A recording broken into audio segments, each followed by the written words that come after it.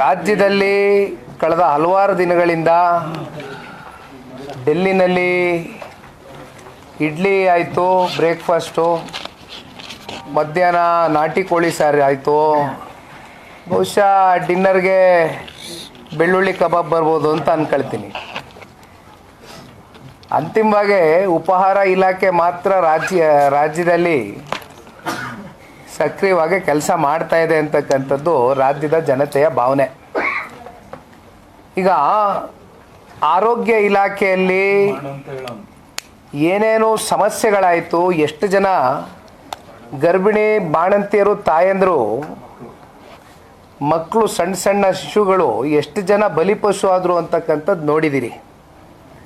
ಒಂದು ಕಡೆ health department ಸಂಪೂರ್ಣವಾಗಿ ನೆಲ ಕೂಸ್ತಿದೆ, ಮತ್ತೊಂದು ಕಡೆ ಸರ್ಕಾರಿ ಶಾಲೆಗಳು 6,000 to 7,000 ಸರ್ಕಾರಿ ಶಾಲೆಗಳು ಮುಚ್ಚೋಗಿದೆ.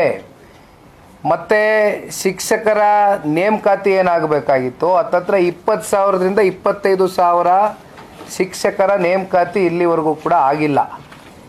ಇವತ್ತು ಒಂದು ರಾಜ್ಯದ ಅಭಿವೃದ್ಧಿಯ ದೃಷ್ಟಿಯಿಂದ ಪೂರಕವಾಗಿ ನಮಗೆ ಬೇಕಾಗಿರ್ತಕ್ಕಂಥದ್ದೇನು, ಈ ನಾಡಿನ ಜನತೆಗೆ ಒಂದು ಆರೋಗ್ಯ, ಇನ್ನೊಂದು ಶಿಕ್ಷಣ.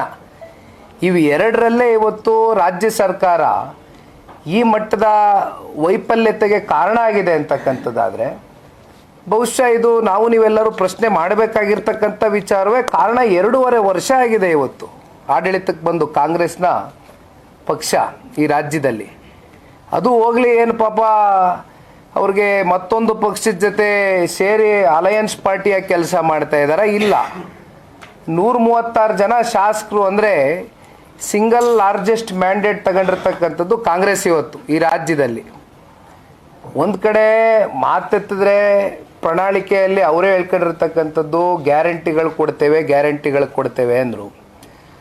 ಆ ಗ್ಯಾರಂಟಿಗಳು ಪ್ರತಿ ತಿಂಗಳು ಸಮರ್ಪಕವಾಗಿ ಕೊಡ್ತೇವೆ ಅಂತಕ್ಕಂಥ ಮಾತನ್ನ ಕೊಟ್ಟಿದ್ದು ಇದೇ ಕಾಂಗ್ರೆಸ್ನ ಪಕ್ಷ. ರಾಜ್ಯದ ಜನತೆ ನೀವು ಗ್ಯಾರಂಟಿ ಕೊಡಿ ಅಂತ ಕೇಳಿರಲಿಲ್ಲ. ಆದರೆ ಅದು ನೀವೇನು ಮಾಡ್ತೀರಿ, ಹಲವಾರು ಸಂದರ್ಭದಲ್ಲಿ ನೋಡಿದ್ದೀವಿ, ಚರ್ಚೆ ಮಾಡಿದ್ದೀವಿ. ಯಾವುದಾದ್ರೂ ಚುನಾವಣೆಗಳು ಹತ್ರ ಬಂದಂಥ ಸಂದರ್ಭದಲ್ಲಿ 2,000 ರೂಪಾಯಿನ ಹಿಡಿದಿಡ್ತೀರಿ, 4 ತಿಂಗಳದ್ದು ಹಾಕ್ತೀರಿ. ನೀವು ಪಾಪ ನಿಮ್ಮ ಕ್ಯಾಂಡಿಡೇಟ್ಗೆ ಖರ್ಚು ವೆಚ್ಚ ಕಮ್ಮಿ ಮಾಡಬೇಕಲ್ಲ, ಸರ್ಕಾರದ ಖಜಾನೆಯ ದುಡ್ಡನ್ನು ಸ್ವೇಚ್ಛಾಚಾರವಾಗಿ ಕೃಷ್ಣಣ್ಣ ಅವರು ಹೇಳ್ದಂಗೆ ಟ್ಯಾಕ್ಸ್ ಪೇಯರ್ಸ್ ಮನಿ ಖರ್ಚು ಮಾಡ್ಕೊಂಡು ಹೊರಡ್ತೀರಿ. ಬಟ್ ಅಲ್ಟಿಮೇಟ್ಲಿ ಇವತ್ತು ಬೆಂಗಳೂರು ನಗರದ ಸಮಸ್ಯೆಗಳು ಎಷ್ಟು ದೊಡ್ಡ ಮಟ್ಟದಲ್ಲಿ ಕಾಣ್ತಾ ಇದೆ ಅಂತಕ್ಕಂಥದ್ದು ನೋಡಿದ್ದೇವೆ. ಸ್ವತಃ BBMP ಕಡೆಯಿಂದನೇ ಕನ್ಫರ್ಮೇಷನ್ಸ್ ಕೊಟ್ಟರು. 10,000 to 15,000 ಗುಂಡಿಗಳನ್ನ ಮುಚ್ಚಲಿಕ್ಕೆ ಈ ಸರ್ಕಾರಕ್ಕೆ ಯೋಗ್ಯತೆ ಇಲ್ಲ.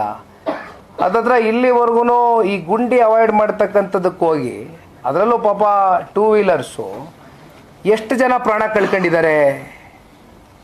500-600 ಜನ ಪ್ರಾಣ ಕಳ್ಕೊಂಡಿದ್ದಾರೆ. ಇದಕ್ಕೆ ಹೊಣೆಗಾರಿಕೆ ತಗೊಳ್ಬೇಕಾಗಿರ್ತಕ್ಕಂಥವ್ರು ಯಾರು? ರಾಜ್ಯ ಸರ್ಕಾರ.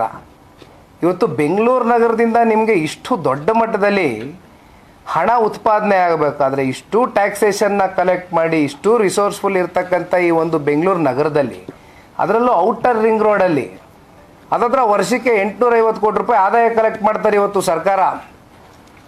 ನಿಮಗೆ ಗೊತ್ತಿದೆ, ನಾನೊಂದು ಪ್ರೆಸ್ ಮೀಟ್ ಮಾಡಿದೆ, ಬ್ಲ್ಯಾಕ್ ಬಕ್ ಕಂಪ್ನಿ CEO ಅವರ ಅಸಹಾಯಕತೆಯನ್ನು ಹೊರಗಡೆ ಹಾಕಿದ್ರು. ಅವ್ರು ಹೇಳಿದ್ರು, ನಮ್ಮ ಕಂಪ್ನಿ ಎಂಪ್ಲಾಯೀಸು ರೆಗ್ಯುಲರಾಗಿ ಕಮ್ಯೂಟ್ ಮಾಡ್ತಾರೆ, ಸಮಸ್ಯೆಗಳಿದೆ. ಇವತ್ತು ಬೆಂಗಳೂರು ನಗರದಲ್ಲಿ ಫುಟ್ಪಾತ್ ಯಾವುದು, ರಸ್ತೆ ಯಾವುದು ಅಂತಕ್ಕಂಥ ಸಪ್ರೇಷನ್ ಅರ್ಥ ಆಗ್ತಾ ಇಲ್ಲ ನಮಗೆ. ಈ ರೀತಿ ನಡೀತಾ ಇದೆ. ಮಾತಾಡೋದಕ್ಕೆ ಭಾಳ ವಿಚಾರಗಳಿದೆ. ಪ್ಲಸ್ಸು ಮೊನ್ನೆ ದಿನ ನಾನು ಈ ನಿಮ್ಮ ಕಸ ಹೊಡೆಯೋ ಮಿಷಿನ್ರಿ ಬಗ್ಗೆನೂ ಕೂಡ ಮಾತಾಡಿದ್ದೆ. ಇದರಲ್ಲಿ ಆಸಕ್ತಿ ಇದೆ, ಟನಲ್ ರೋಡ್ ಮಾಡ್ತಕ್ಕಂಥದ್ದಕ್ಕೆ ಆಸಕ್ತಿ ಇದ್ದಾರೆ.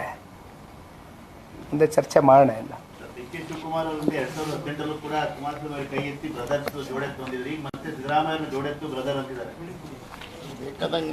ನೋಡಿ ಅಣ್ಣ, ಯಾರು ಯಾವಾಗ ಬ್ರದರ್ ಆಗ್ತಾರೋ, ಯಾರು ಯಾವಾಗ ಬ್ರದರಿಂದ ಕ್ಯಾನ್ಸಲೇಷನ್ ಆಗ್ತಾರೋ ನಮಗೆ ಗೊತ್ತಿಲ್ಲ.